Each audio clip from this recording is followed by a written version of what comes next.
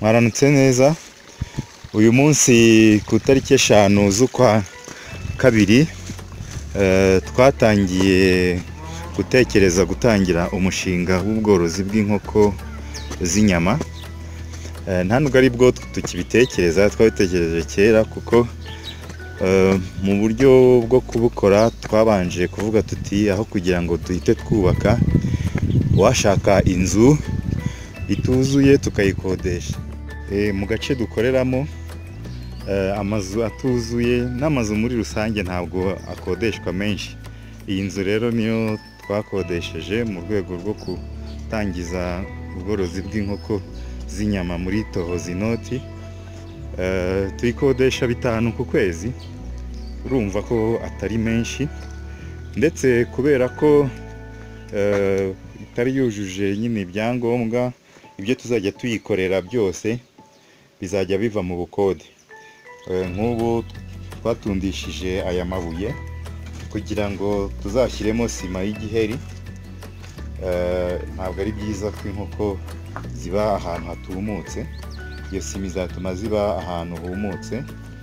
Urabona ko ahandi ntabwo turashyirishamo amabuye, ariko batangiye no gutunda umucanga kubera ko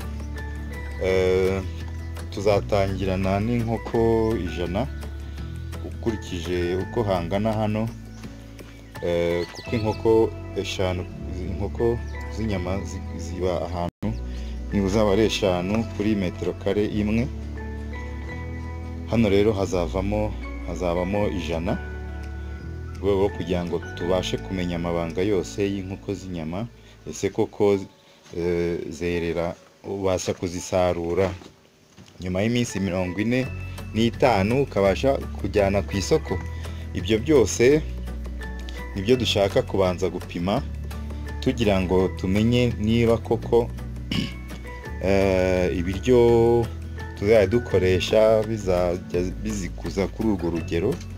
Tumenye ese zicwa n'iki, ese zivurwa zite, ese ibyo byose niyo mpamvu twahisemo gutangirira ku nkoko nkeya.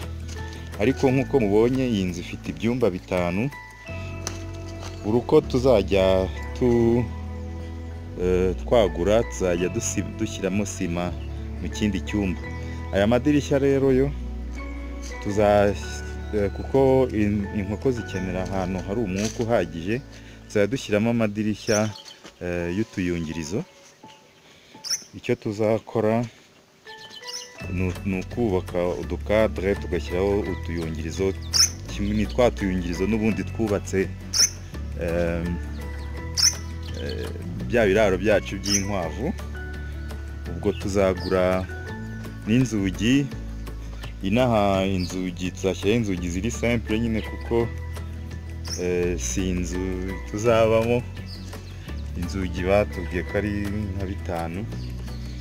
Urumva ko ufite muri makeya ibihumbi 100.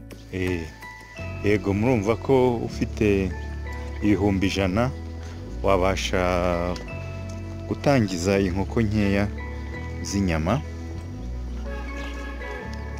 Abantu bajya bibaza, se kubera iki wenda mwatangije ubworozi bw'inkoko z'inyama kuruta ubworozi bw'inkoko z'amagi?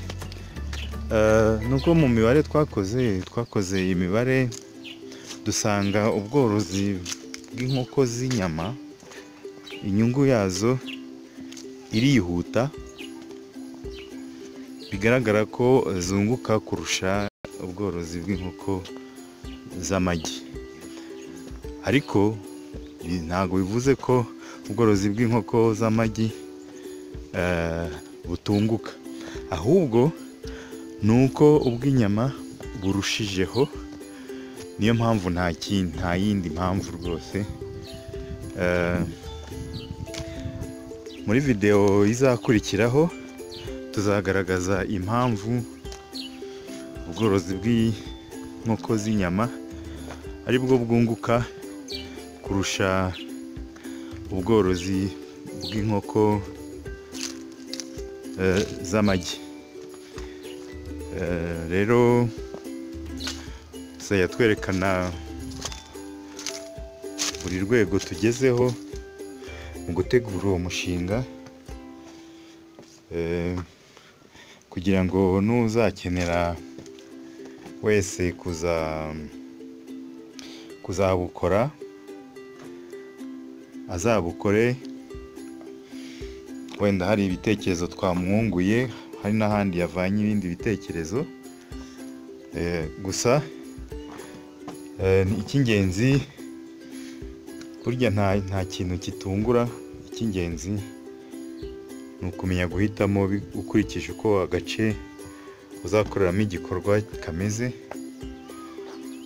ukurikije ibyo ukunda, mbese ni wowe ugomba gufata icyemezo. Kandi rero kubaka ni byiza, ariko ushobora gusanga gukodesha nk'uku nguku tugiye kubikora ari byo byiza, bitewe n'uko nk'ubu ngubu nimba iyi nzu tuyikodesheje 5, ubwo ni 60,000 umwaka wose. Inyubako kujya mu byo kubaka bidutinza dutegereza ko byuzura, urumva ko inyungu izaba iri kugenda. Mu gihe hano twese tubona inzu yuzuye bikihuta, kandi kuri makeya ndakeka niyo twakubaka ibijyanye n'inyubako bitanatwara munsi ya 5 ku kwezi, ntabwo byo byashoboka. Ahubwo wasanga bya amortissement y'inyubako twakoze yarenga 5 ku kwezi.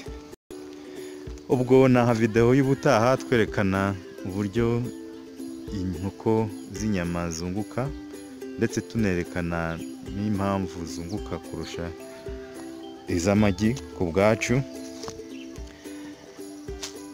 Ngaho rero murabeho, naha video y'ubutaha.